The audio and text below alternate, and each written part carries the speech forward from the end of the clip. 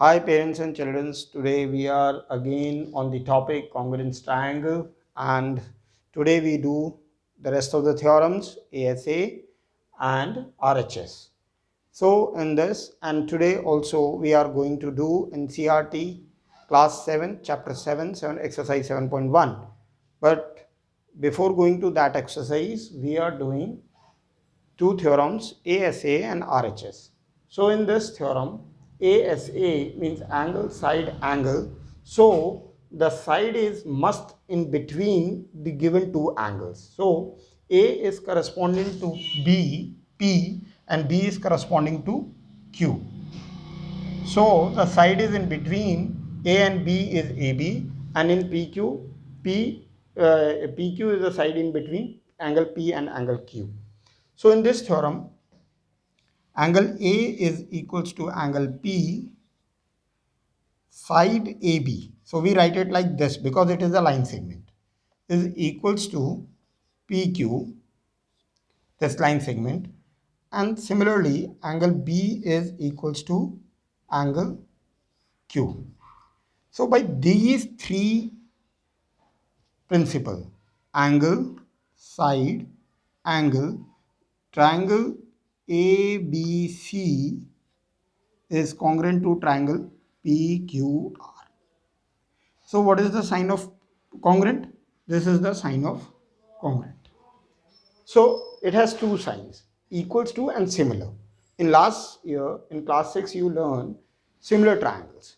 Here we are doing congruent triangle, that is combination of equal and similar. In our last video, I explained you what is similar and what is congruent. Congruent means exactly same and similar means in proportion. So in similar triangles, we have one more theorem that is called triple A, because the angles are same but the sides are different. The line segments are different, they are different. So here we have exactly same. We have 6 elements in one triangle, 3 angles and 3 sides.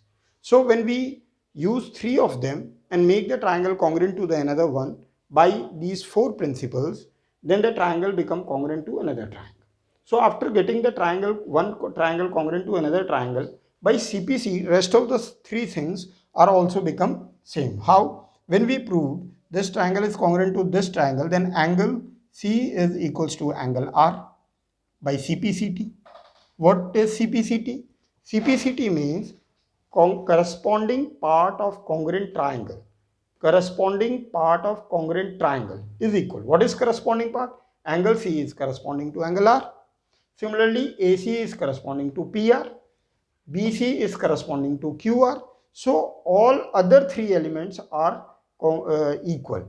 So we write CPCT. We use 3 principles, 3 3 elements to prove this triangle congruent to this triangle, and rest 3 are automatically equal by the principle of CPCT. Once the triangle is proved congruent, then other 3 element is also equal to next 3 elements. So now we move on the next triangle, next principle, that is called RHS. So what is RHS? RHS means R means right, H means hypotenuse, and S means one of the side. So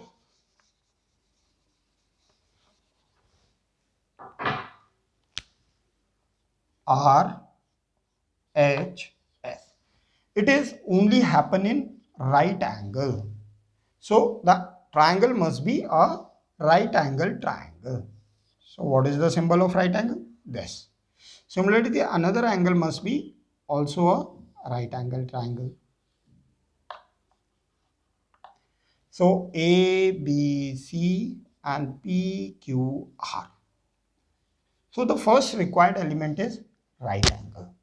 So angle B is right and angle Q is right. So we write down angle B is equals to angle Q.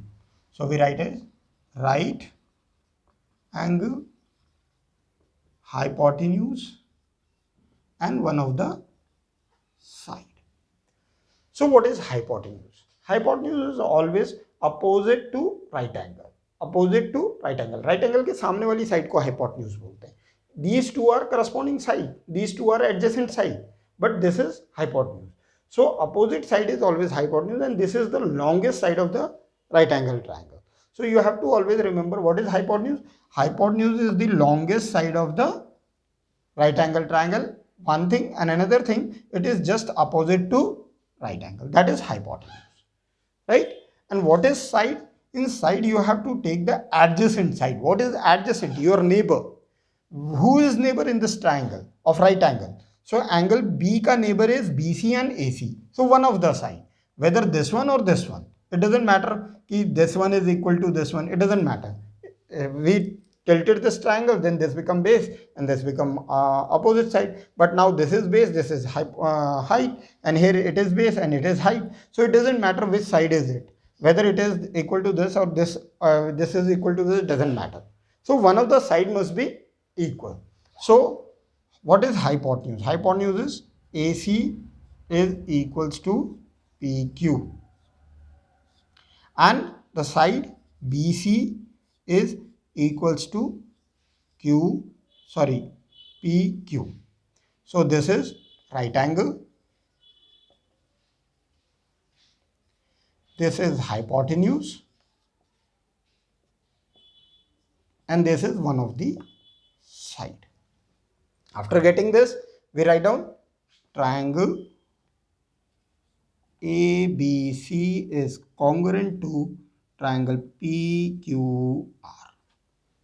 So after getting this triangle congruent, so it means other corresponding sides are also equal. So we can write AB is equals to QR by CPCT, again corresponding part of congruent triangles, and then angle P is equals to angle A, that is also CPCT, and then angle C is equals to angle R, again CPCT. What is this means? CPCT, CPCT. CPCT is corresponding part. Corresponding means exactly same part in the other triangle. That is corresponding part.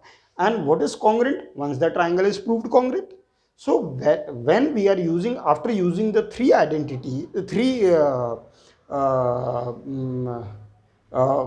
element of one triangle equals to the other three elements of other triangle according to principles. What are the principles we use till now? Is SSS, SAS, ASA, and RHS. Right? In this we use three sides. These are the three elements. In this we use two sides and in between the angle. In this two angle and in between the side. And in this right angle, hypotenuse, and side. By these four principles we proved congruent one triangle to another one by these methods. So these triangles are congruent to each other by using these four principles. Now we move on exercise, and the first exercise in NCERT is exercise 7.1.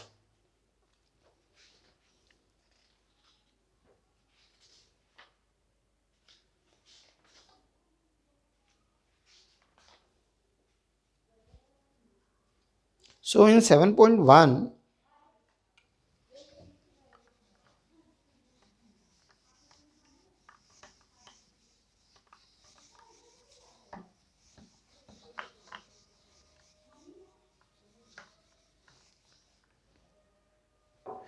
the question number 1 is fill in the blanks.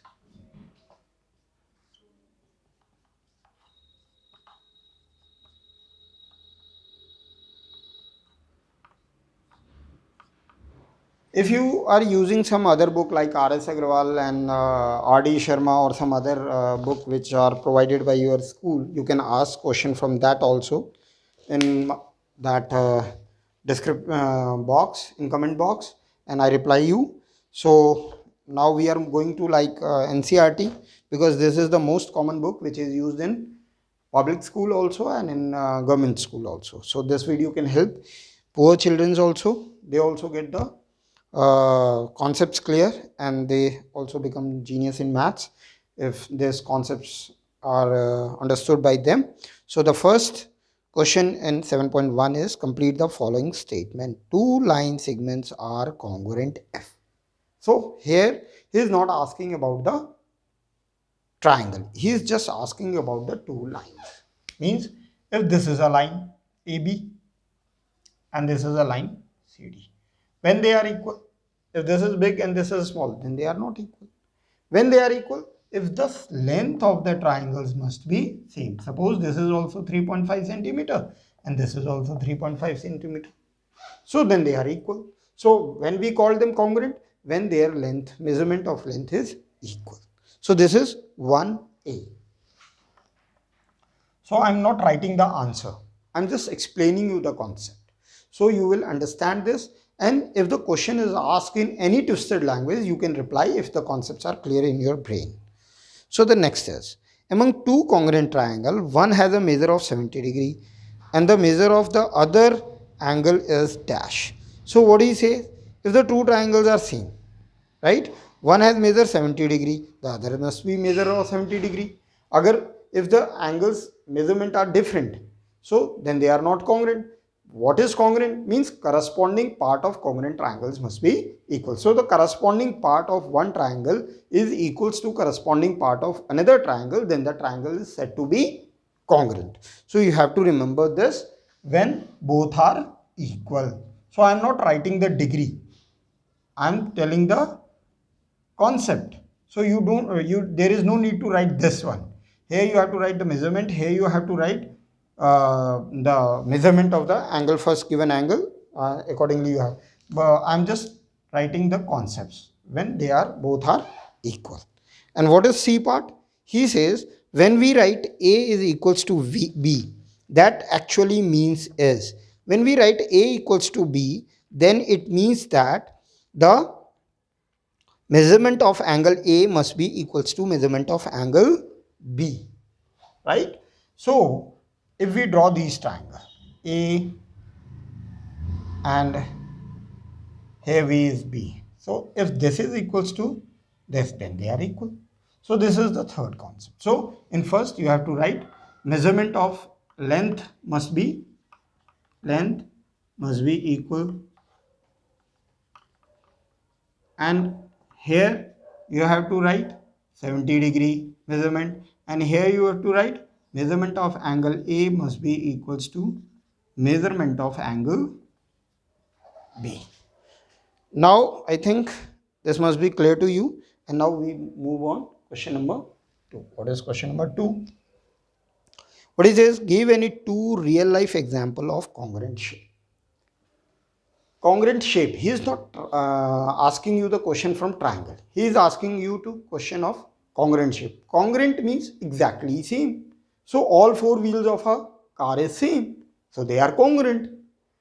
All the ceiling fans of same brand of same equal length in your ceilings of different rooms are, they are also congruent. Means congruent means exactly same figures, whether it is two-dimensional figure, three-dimensional figure, doesn't matter. Congruent means exactly same. So that is the best example. These are the best example. You can write any of them. Now we move to question number 3. What is question number 3? It takes a lot of space. So I write question number 3 on the board. So any exactly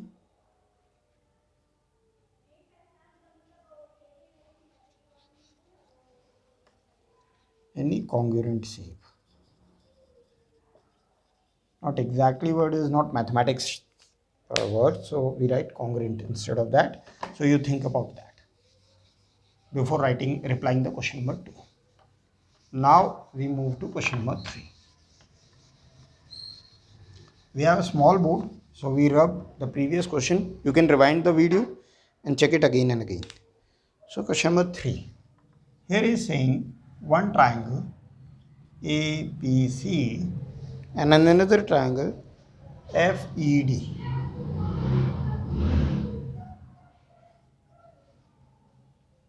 So under the correspondence ABC is FED. What it means? A is corresponding to F, B is corresponding to E, and C is corresponding to D. So he write down A, B, C like this, F, E, D. It means this, and this. In this order you have to do this.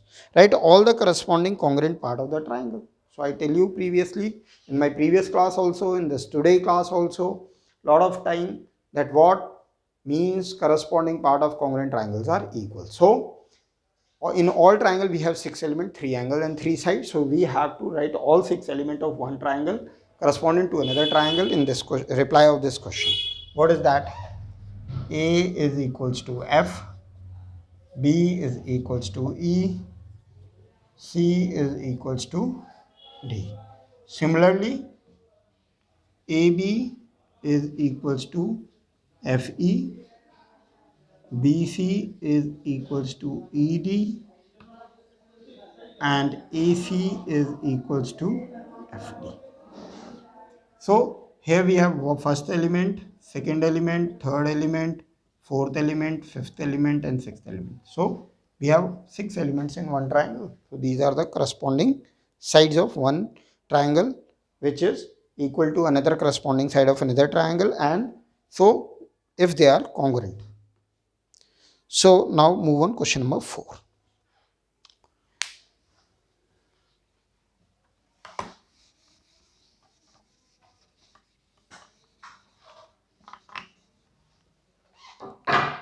So what is question number 4? Question number 4 says we have two triangle DEF. So we change the names because he also changed the name. So we also have to change the names according to the question. So DEF, either you have to write clockwise or anti-clockwise, it doesn't matter, but in a same manner in both of the triangle. and BCA. So he asks what is equals to what, corresponding to what.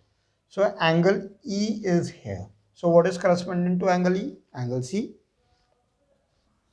This is first part. What is second part? Second part is EF. What is EF? This. So this is corresponding to this. So CA. What is third Part of the question, that is angle F. So angle F is equals to angle A. What is fourth? Fourth is DF. DF.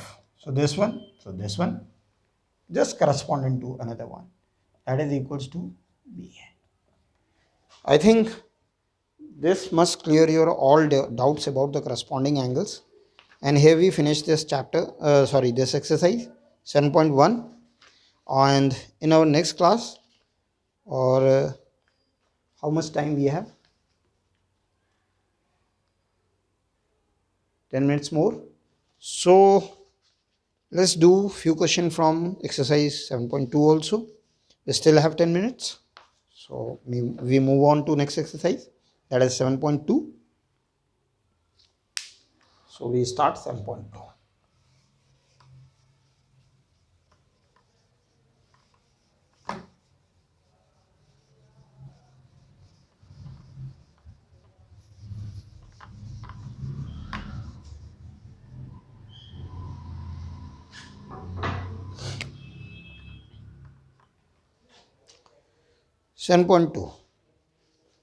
Here it says given.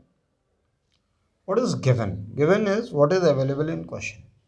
Here he says A, B, C in the first question. And the another triangle is D, E, and F. So vertex is always like chonch, but infrequently when we are drawing it, it becomes circular sometime. So AC is equals to DF. That is given to us. AC is equals to DF, means this is equal to this side. And AB is equals to DE. This is equal to this. And the third element given to us is BC is equals to EF. So he says this triangle is congruent to this triangle, but you have to tell by which congruence principle they are equal. So here the corresponding sides are three sides. AB, AC is equals to DF, AB is equals to DE, and BC is equals to EF. All these three are side, side, and side. Therefore, triangle ABC is congruent to triangle DEF by SSS. Now this is clear to you. And similarly, two parts are easy, B and C. I do D for you. It is little bit confusing because the two triangles are inserted in one figure. So I do question number 1D for you. Here what he says.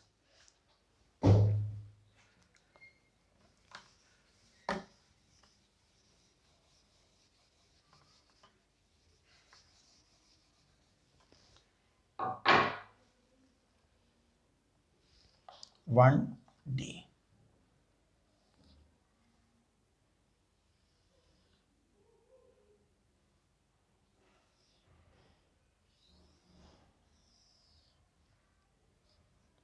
Both of this triangle looks little different, but one has this has a altitude and altitude become a base, so they are looking different, but they are exactly same according to the question. So A is here, B is here, and C is here. Similarly, E and D are there. What is given to us in this triangle? That this is equals to this, and the hypotenuse are equal. So according to what they are giving to us is EB is equals to DB, right? The first thing. And the another thing they give us AE is equals to BC.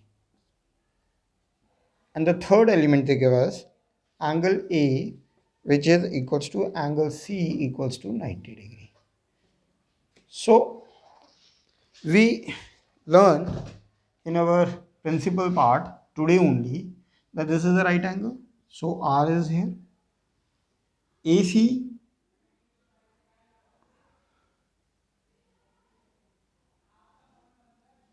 sorry, it is not AC, it is AE.